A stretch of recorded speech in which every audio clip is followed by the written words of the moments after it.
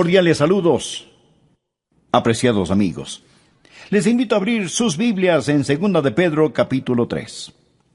La retórica política de nuestros días es sobre algo llamado un nuevo régimen mundial. Una y otra vez los líderes mundiales hablan sobre un nuevo régimen mundial. La verdad del caso es que sí se acerca un nuevo régimen mundial, pero no va a ser implementado por los políticos. De hecho, el versículo 13 de 2 de Pedro capítulo 3 dice: «Pero nosotros esperamos, según sus promesas, cielos nuevos y tierra nueva». No solo un nuevo régimen mundial, sino que el mismo cielo va a ser nuevo. El nuevo régimen mundial está por venir, pero no como algunos piensan. Porque lo que este mundo llama un nuevo régimen mundial es solo una reestructuración del viejo desorden. Alguien dijo sabiamente: no se puede hacer buenos huevos revueltos con huevos podridos. El nuevo régimen mundial va a ocurrir cuando el Señor Jesucristo regrese con poder y gloria para recibir a los suyos y para juzgar a los que le rechazaron. Recuerde que 2 de Pedro habla del cristianismo auténtico, lo verdadero, no lo falsificado. Y cuando Pedro habla sobre el cristianismo auténtico, él está advirtiendo acerca de los apóstatas. En este tercer capítulo, primero tenemos un argumento contra la segunda venida del Señor Jesucristo por parte de los apóstatas. Y luego tenemos la afirmación y confirmación apostólica de la segunda venida del Señor Jesús. Esto me emociona, porque veo el caos a mi alrededor, la situación en que está el mundo de hoy, y no importa cuán mala se ponga, yo sé cómo va a acabar. Y en lugar de quejarnos, ¿en qué va a terminar todo este mundo?, los creyentes podemos decir: ¡Gloria a Dios! Miren quién regresará al mundo. La piedra angular de nuestra fe es la deidad de Cristo. Y la esperanza de nuestra fe es que Jesucristo, quien vino a morir en nuestro lugar, regresará a gobernar y reinar con poder y gran gloria. Así que el mensaje de hoy tiene 2 puntos. El primer punto es la denegación escarnecedora de su venida. El segundo punto, la declaración escrita de su venida. Leamos juntos 2 de Pedro capítulo 3, empezando en el versículo 1. Dice: «Amados, esta es la segunda carta que os escribo, y en ambas despierto con exhortación vuestro limpio entendimiento, para que tengáis memoria de las palabras que antes han sido dichas por los santos profetas, y del mandamiento del Señor y Salvador dado por vuestros apóstoles, sabiendo primero esto, que en los postreros días vendrán burladores, andando según sus propias concupiscencias y diciendo», preste atención aquí, diciendo: «¿Dónde está la promesa de su advenimiento? Porque desde el día en que los padres durmieron, todas las cosas permanecen así como desde el principio de la creación».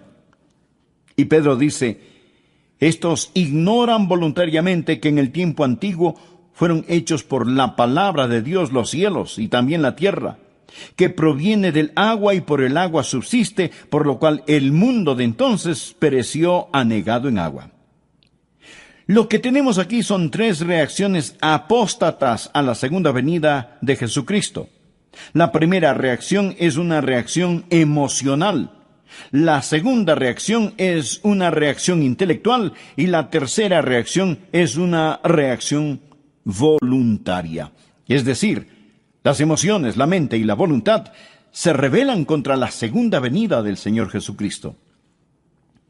Satanás odia la idea de la segunda venida de Jesucristo porque cuando ocurra, él será sentenciado. El reino del terror de Satanás se vendrá abajo. Será cuando los santos seremos honrados, glorificados y bendecidos. Por ello, el diablo ha apuntado toda la artillería del infierno contra la idea de la segunda venida del Señor. El primer punto es la denegación escarnecedora o burla de su venida. La primera reacción es una reacción emocional. Dice la palabra: «En los postreros días vendrán burladores». Es un argumento emocional. Existen aquellos que simplemente se reirán y se burlarán de la segunda venida. La burla no es sustituto para la verdad. Pero cuando un hombre está perdiendo un argumento, muchas veces opta por utilizar la burla, la ridiculización y el sarcasmo. Los verdaderos creyentes siempre han sabido que cuando defienden la verdad, se exponen a la burla y el ridículo. El siervo no es mayor que su señor. Marcos 5, versículo 40. Y se burlaron de él. ¿De quién? Del Señor Jesús. Lucas capítulo 22 y versículo 63 habla de cuando Jesucristo iba rumbo a la cruz. Dice: y los hombres que custodiaban a Jesús se burlaban de él y le golpeaban. Se los puede imaginar muertos de risa, apuntando su dedo al Señor. Se burlaron y golpearon al Hijo de Dios. Si se ríen de usted por creer en Cristo y en su segunda venida, recuerde que está en muy buena compañía. El arsenal diabólico para impedir que usted ame, conozca y sirva a Dios es la ridiculización y la burla. En los postreros días vendrán burladores andando según sus propias concupiscencias. ¿Por qué se ponen tan emocionales estas personas acerca de la segunda venida de Jesucristo? ¿Por qué la odian? Porque viven en pecado. Ellos están viviendo en pecado.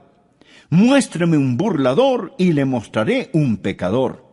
Los burladores van tras sus propias lujurias, deseos. Muéstreme un hombre que ridiculiza la segunda venida de Jesucristo, el juicio, y yo le mostraré un hombre que tiene las iniciales del diablo talladas sobre su corazón. Muéstreme una mujer que se burla de las cosas santas, y le mostraré a una mujer cubierta con las asquerosas huellas digitales del pecado. En los postreros días vendrán burladores, andando según sus propias concupiscencias. Esta es la reacción emocional contra el Señor Jesucristo. Pero la Biblia enseña en Proverbios que Dios también se va a reír.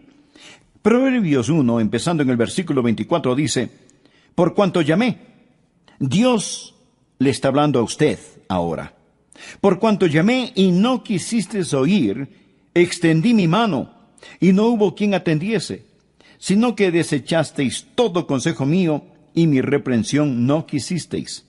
Ahora escuche: también yo me reiré en vuestra calamidad, y me burlaré cuando os viniere lo que teméis. Cuando viniere como una destrucción lo que teméis, y vuestra calamidad llegare como un torbellino, cuando sobre vosotros viniere tribulación y angustia. Lo que Dios está diciendo es que usted puede irse riendo al infierno, pero no podrá salir de él. Dios está diciendo, como decimos hoy, el que ríe al último, ríe mejor. Los apóstatas no solo están satisfechos con rechazar las cosas santas, sino que tienen un enorme deseo diabólico de ridiculizar las cosas santas. Había un emperador romano cuyo nombre era Juliano. Cuando él era un joven, profesó conocer al Señor Jesucristo y ser un creyente, pero nunca se convirtió verdaderamente. Llegó a ser un apóstata y persiguió a los creyentes con todo su poder, ridiculizando la fe cristiana. Juliano el apóstata tenía un amigo de la niñez cuyo nombre era Agatón. Ellos crecieron juntos. Después de muchos años se encontraron. Agatón era un creyente que servía fielmente al Señor día tras día. Cuando Juliano el emperador se encontró con Agatón, le dijo: Agatón, ¿cómo le va a tu amigo el carpintero de Nazaret? Tiene suficiente trabajo. Le están saliendo algunos trabajitos como carpintero. Y Agatón muy serenamente le respondió: oh sí, Juliano, él tiene mucho que hacer. De hecho, él está muy ocupado haciendo un ataúd para tu imperio. Él era un profeta, porque en 2 años Juliano murió en una batalla y su imperio comenzó a desmantelarse. La historia nos dice que cuando Juliano el apóstata estaba tendido en el campo de batalla, se metió la mano en su herida mortal y tomó un puñado de sangre y la lanzó a los cielos y exclamó: has vencido, oh Galileo. Los burladores aman su pecado y argumentan contra el juicio y la segunda venida de Jesucristo. Es una reacción emocional. Pero existe la segunda reacción, la reacción intelectual. Por favor, leamos el versículo 4. Dice: los burladores andando según sus propias concupiscencias y diciendo, ¿dónde está la promesa de su advenimiento? Porque desde el día en que los padres durmieron, ahora escuche, todas las cosas permanecen así como desde el principio de la creación. Lo que ellos están diciendo es que si Jesucristo regresa en poder y gloria, si fuera a haber un nuevo cielo y una nueva tierra, lo que eso significaría es que habría una interrupción en el reino de las leyes naturales. Ellos dicen, nosotros, los eruditos, los intelectuales, hemos encontrado que desde la creación no ha habido cosa semejante, y no hay ninguna razón para creer que Jesucristo va a venir, ni para creer que habrá un nuevo planeta Tierra. Esto, amigos, es puro materialismo. Todo continúa igual. Ven la creación desde un punto de vista científico.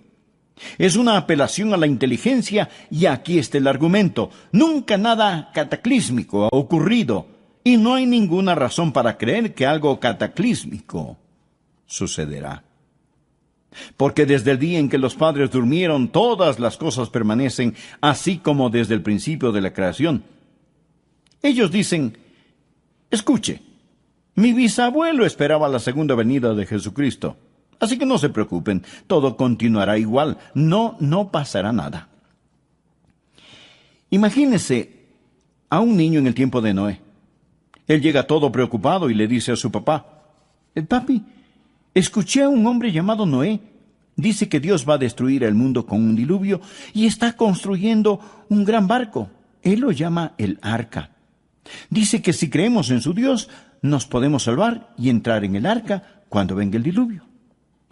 Y el papá, riéndose, le contesta, hijo, recuerdo que cuando yo era niño, ese viejo loco de Noé estaba construyendo esa arca y me contó la misma historia.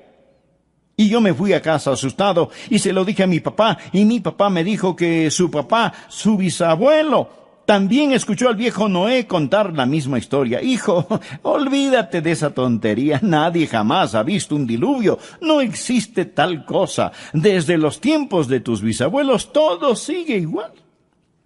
Así que existe la reacción emocional. Los pecadores que siguen sus propios malos deseos. Existe la reacción intelectual. Toda cosa continúa exactamente como fue. Nunca ha habido un cataclismo, nunca habrá un cataclismo. Existe también la reacción voluntaria. Por favor, note el versículo 5.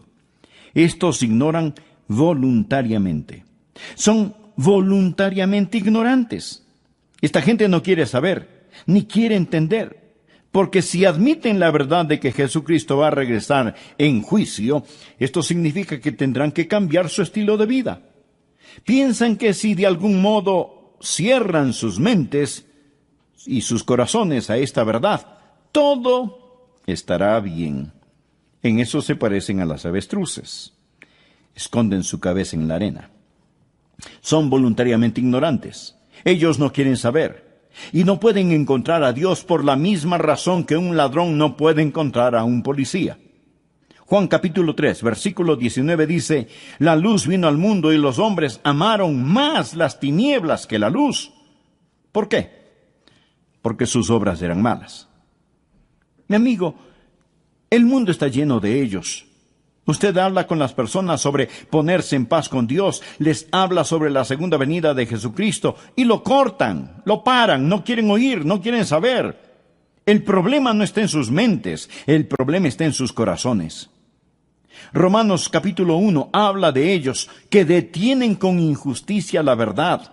Son voluntariamente ignorantes.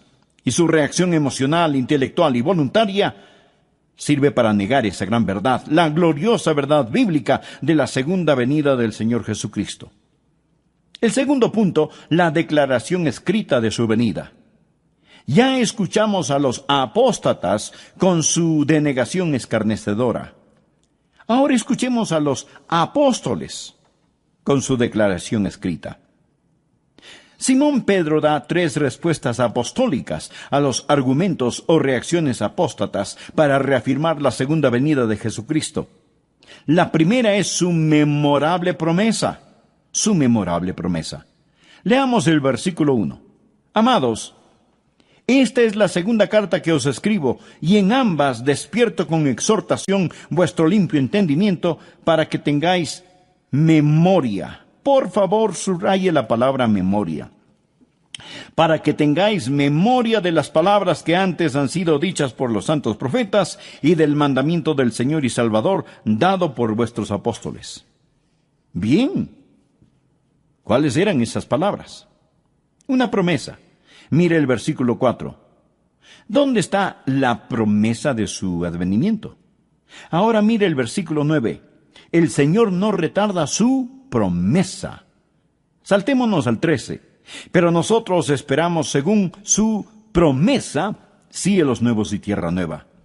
Lo que está diciendo el apóstol es que Él nos hizo una memorable promesa y Él vendrá otra vez. Los profetas y los apóstoles nos dicen que recordemos lo que Dios ha dicho. Sabemos la importancia del nuevo nacimiento. Mas, ¿sabía que el Nuevo Testamento solo lo menciona 9 veces? La maravillosa doctrina del bautismo se menciona solo 20 veces en el Nuevo Testamento. El arrepentimiento solo 70 veces en el Nuevo Testamento. Pero el Nuevo Testamento habla, sin tocar el Antiguo Testamento, habla 380 veces en términos gráficamente claros de la segunda venida de Jesucristo. Esa es la razón por la que Pedro dijo: tengáis memoria de las palabras que antes han sido dichas por los santos profetas y por vuestros apóstoles. Si usted agrega a los profetas lo que los apóstoles dicen, un versículo de cada 25 en la Biblia habla de la segunda venida de Jesucristo. Dios no puede mentir. Dios lo ha prometido. Por ello, el recordatorio apostólico es su memorable promesa. Recuerde, téngalo presente.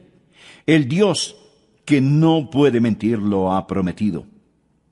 Segundo, Pedro nos recuerda de su magno poder. Recuerda lo que ellos dicen. Los apóstatas dicen: todo continúa igual. No hay ninguna interrupción en el reino de las leyes naturales. Pedro les responde: ustedes son ignorantes por su propia voluntad de 2 cosas. La primera aparece en el versículo 5. Estos ignoran voluntariamente que en el tiempo antiguo fueron hechos por la palabra de Dios los cielos y también la tierra, que proviene del agua y por el agua subsiste, por lo cual el mundo de entonces pereció anegado en agua. Ahora Pedro les dice: mire, señor escéptico, mire, señor apóstata, usted dice que nunca nada cataclísmico ha ocurrido. ¿Y qué de la creación? Dios habló y fue hecho. Dios con su palabra creó el mundo y los universos. Él habló y se hizo. Con su palabra suspendió la luna, el sol, las estrellas. Dios lo hizo todo por medio de su palabra. Pedro les está recordando sobre el magno poder de Dios. Los escépticos modernos y ateos de hoy intentan encontrar el origen de la vida. Pero no nos preocupemos del origen de la vida. Vamos más allá. Hablemos del origen de la materia. Usted dirá: bueno, la vida empezó espontáneamente en alguna sopa prebiológica, pero ¿de dónde salió la sopa prebiológica? Amigo, de la nada. Nada sale. Por medio de la palabra de Dios todo fue creado. Dios con su palabra ordenó la creación, pero también ordenó un cataclismo. Verso 5. Estos ignoran voluntariamente. Primero, habló para la creación. Que en el tiempo antiguo fueron hechos por la palabra de Dios los cielos y también la tierra que proviene del agua y por el agua subsiste. La segunda vez habló para describir el cataclismo. Por lo cual el mundo de entonces pereció anegado en agua. La palabra anegado o inundado es de donde tomamos cataclismo. En el griego suena como cataclismo. Dios con su magno poder hizo la creación y con su magno poder lo sacó del cataclismo. Pedro dice: no digan que Dios no puede cambiar la historia, que todo siempre sigue igual. Enfrenten los hechos. Y si tratan de explicar la creación sin un creador, son voluntariamente ignorantes, simplemente ignorantes. Piénselo. Es completa estupidez pensar que de la nada todo salió. No solo la memorable promesa, sino el magno poder de Dios. En base a esto, Pedro empieza a defender lo que Dios ha hecho, y que lo hará de nuevo, pero esta vez no con agua, sino con fuego.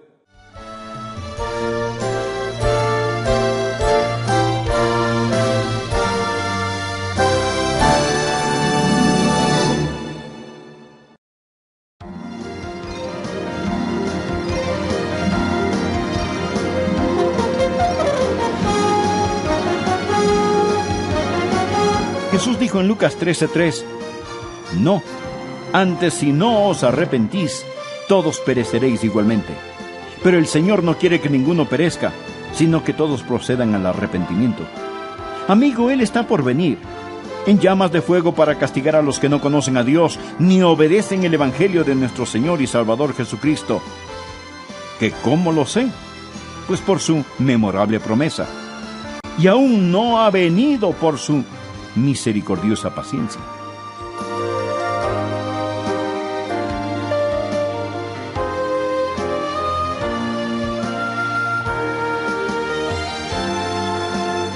Aquí estamos nuevamente para acompañarle con El Amor que Vale. El profesor y pastor Adrián Rogers, en la voz del pastor Lenín de Llanón, nos trae hoy la segunda parte del tema El Nuevo Régimen Mundial. El nuevo régimen mundial está por venir, pero no como algunos piensan, porque lo que este mundo llama un nuevo régimen mundial es solo una reestructuración del viejo desorden. Alguien dijo sabiamente, no se puede hacer huevos revueltos con huevos podridos. El nuevo régimen mundial tomará lugar cuando el Señor Jesucristo regrese con poder y gloria para recibir a los suyos y para juzgar a los que le rechazaron. Recuerde que Segunda de Pedro habla del cristianismo auténtico, lo verdadero, no lo falsificado. Cuando Pedro enseña acerca del cristianismo auténtico, él está advirtiéndonos acerca de los apóstatas. Soy Milton de los Santos y desde ya le invito a continuar este estudio en Segunda de Pedro capítulo 3, desde el verso 1 hasta el verso 13.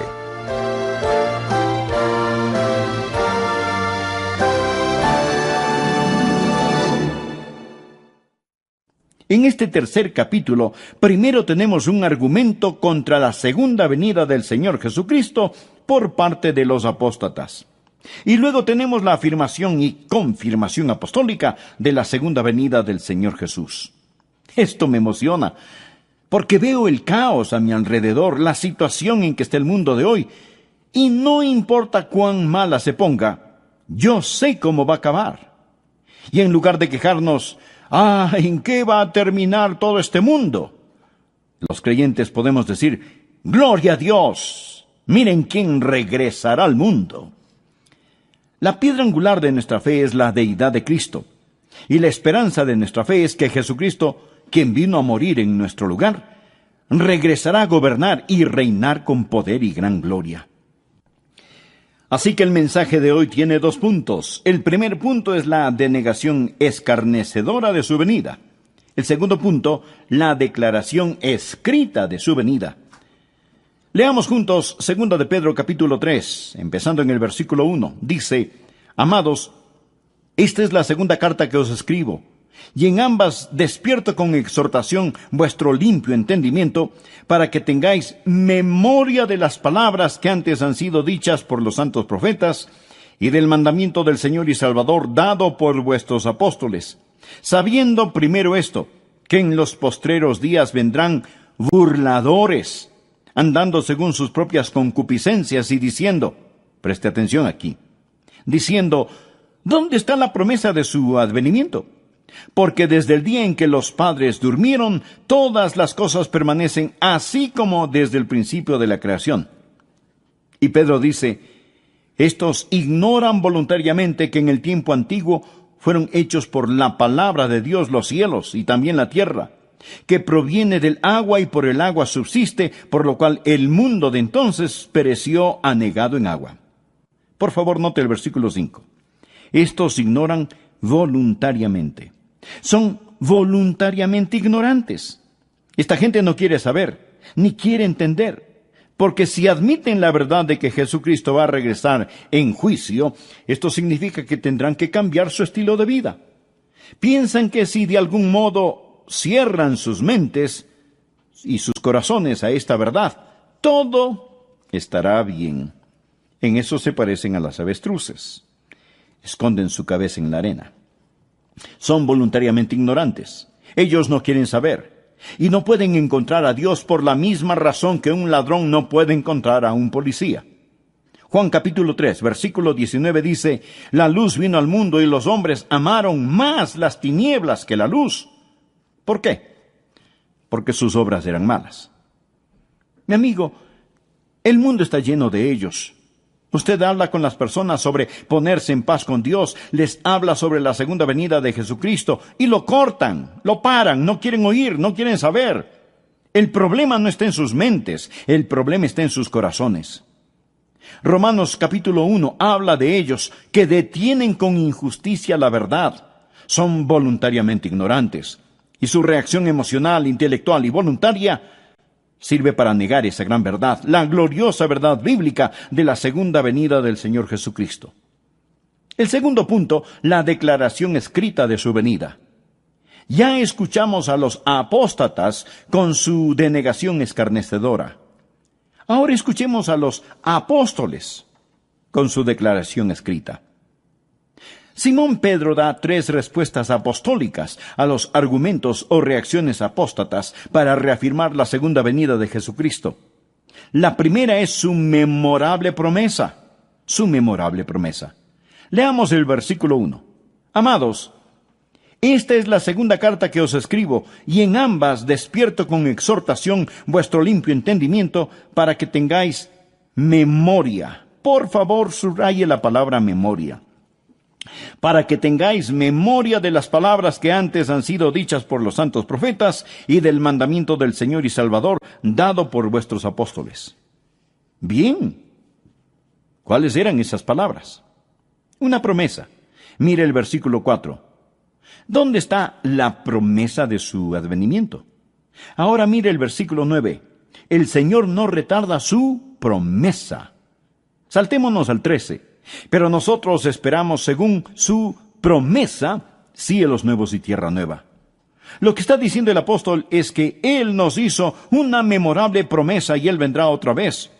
Los profetas y los apóstoles nos dicen que recordemos lo que Dios ha dicho. Sabemos la importancia del nuevo nacimiento. Mas, ¿sabía que el Nuevo Testamento solo lo menciona 9 veces? La maravillosa doctrina del bautismo se menciona solo 20 veces en el Nuevo Testamento. El arrepentimiento, solo 70 veces en el Nuevo Testamento. Pero el Nuevo Testamento habla, sin tocar el Antiguo Testamento, habla 380 veces en términos gráficamente claros de la segunda venida de Jesucristo. Esa es la razón por la que Pedro dijo, tengáis memoria de las palabras que antes han sido dichas por los santos profetas y por vuestros apóstoles. Si usted agrega a los profetas lo que los apóstoles dicen, un versículo de cada 25 en la Biblia habla de la segunda venida de Jesucristo. Dios no puede mentir. Dios lo ha prometido. Por ello, el recordatorio apostólico es su memorable promesa. Recuerde, téngalo presente. El Dios que no puede mentir lo ha prometido. Segundo, Pedro nos recuerda de su magno poder. Recuerda lo que ellos dicen. Los apóstatas dicen, todo continúa igual. No hay ninguna interrupción en el reino de las leyes naturales. Pedro les responde, ustedes son ignorantes por su propia voluntad, de 2 cosas. La primera aparece en el versículo 5. Estos ignoran voluntariamente que en el tiempo antiguo fueron hechos por la palabra de Dios, los cielos y también la tierra, que proviene del agua y por el agua subsiste, por lo cual el mundo de entonces pereció anegado en agua.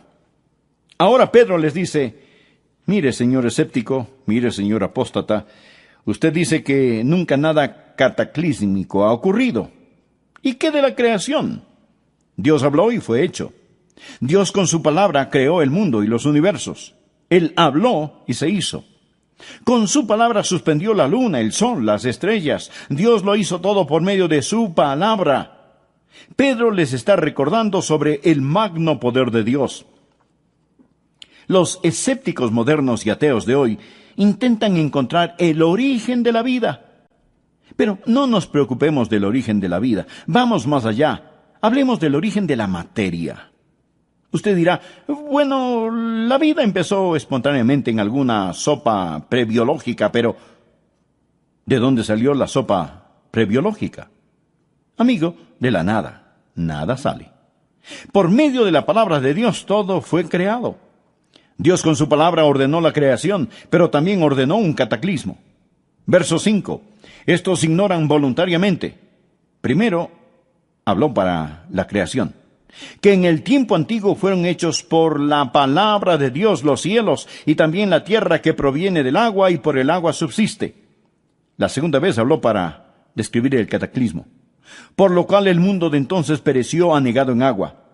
La palabra anegado o inundado es de donde tomamos cataclismo. En el griego suena como cataclismo.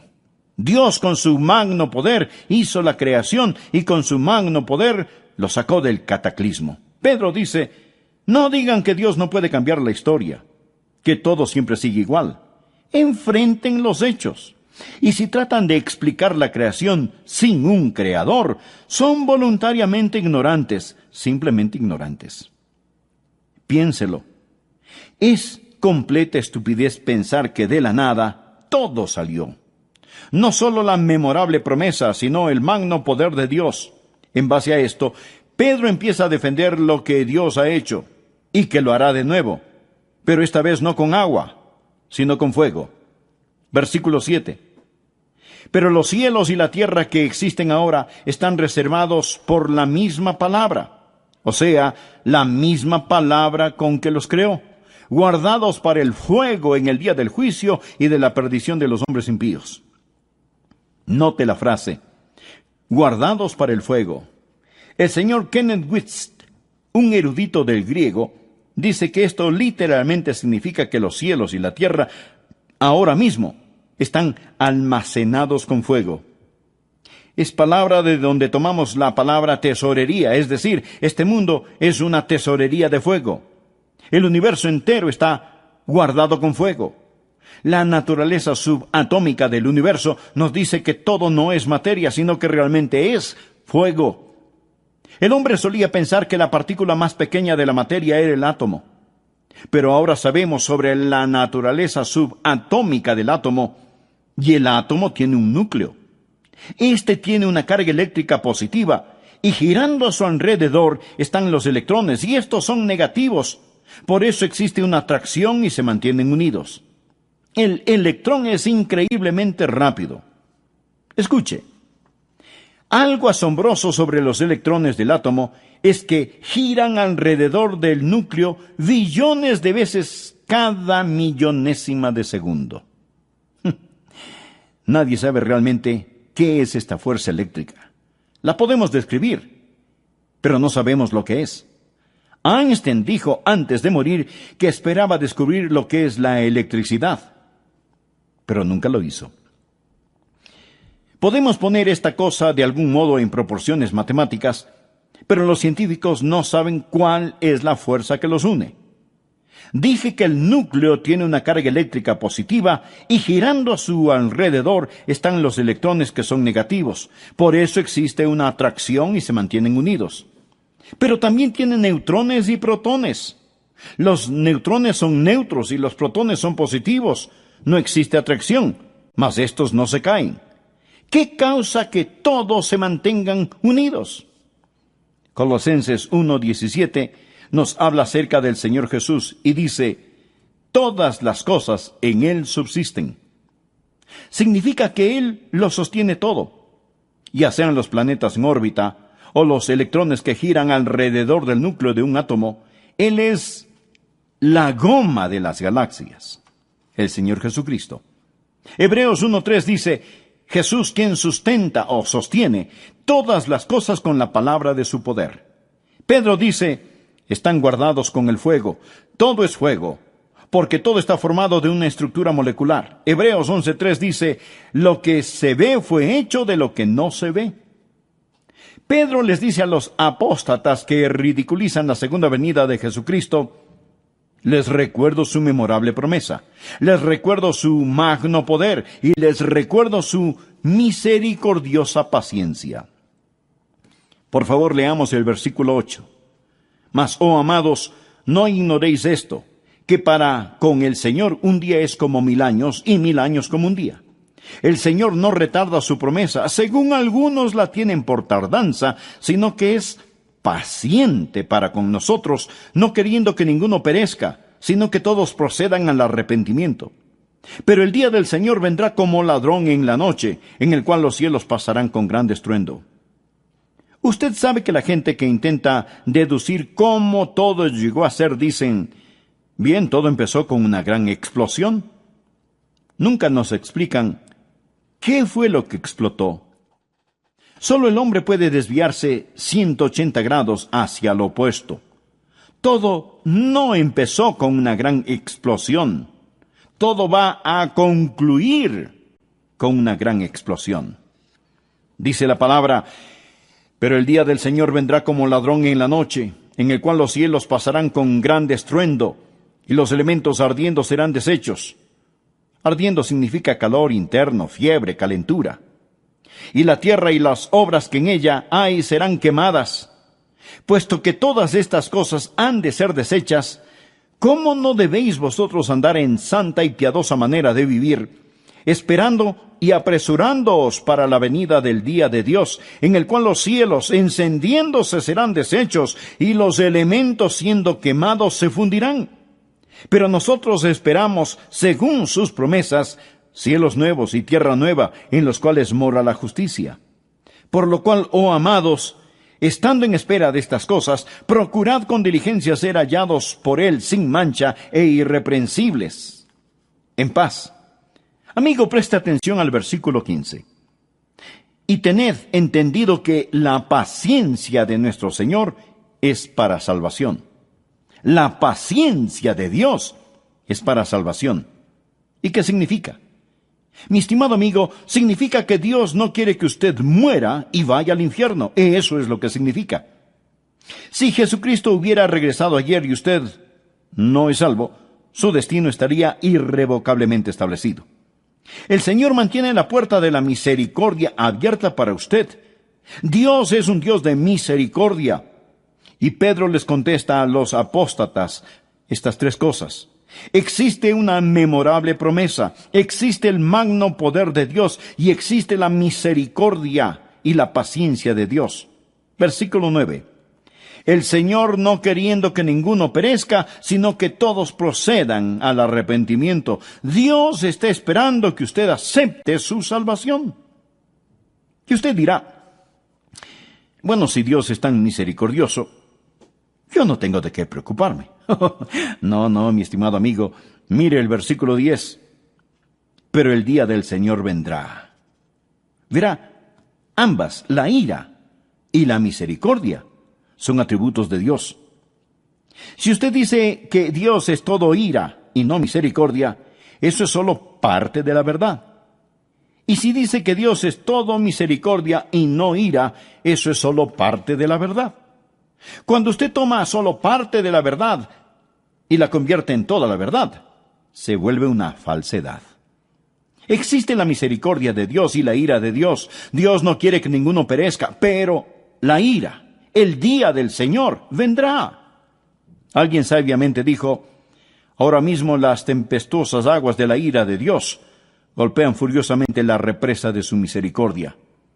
La misericordia debe dar paso a la ira porque el día del Señor vendrá. Yo no sé cuándo la última alma que completará la esposa se convertirá. Quizás sea usted, amigo, y la esposa estará completa. Entonces sonará la trompeta.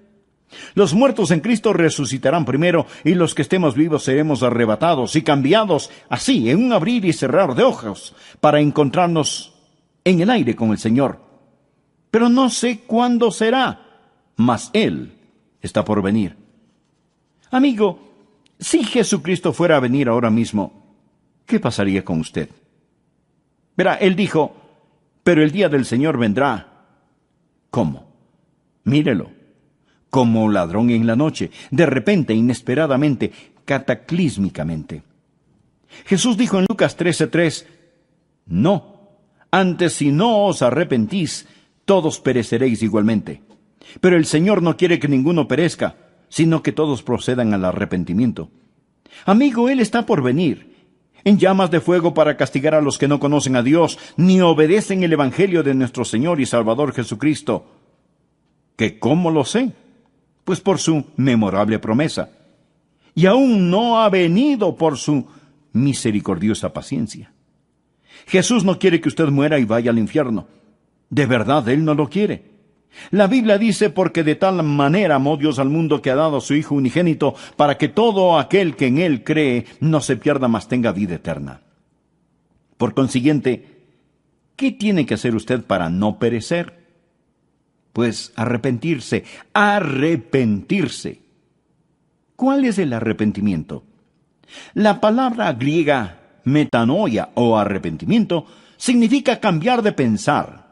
Antes usted confiaba en sí mismo, vivía en pecado, iba por su lado, hacía lo que le daba la gana. Ahora se da un cambio radical y dramático de pensar, se arrepiente, pone su fe no en sí mismo, sino en Jesucristo, abandona sus pecados, abandona sus viejos caminos. Estimado amigo, ¿es usted salvo? No le pregunté si es usted católico, bautista, metodista o lo que sea. Lo que quiero decir es que necesita saber sin lugar a dudas que se ha arrepentido de sus pecados y que ha recibido a Cristo como su Salvador personal. Le imploro que lo haga ahora. Y le invito a orar de la siguiente manera. Usted personalmente. Amado Dios, yo sé que tú me amas. Sé que quieres salvarme. Jesús, tú moriste en mi lugar para salvarme y prometiste salvarme si confiaba solo en ti. Y eso es lo que estoy haciendo ahora. Confío en ti. En este momento, con todo mi ser, abro mi corazón, me arrepiento de mis pecados y te recibo como mi Señor y Salvador. Gracias por salvarme. Finalmente, quiero decirle que el solo repetir estas palabras no le salvarán. Pero si las dijo de corazón, con todo su ser, con arrepentimiento, con fe, le aseguro que Jesús le dará el regalo de la vida eterna, de la vida eterna, de la vida eterna, de la vida eterna, de la vida eterna.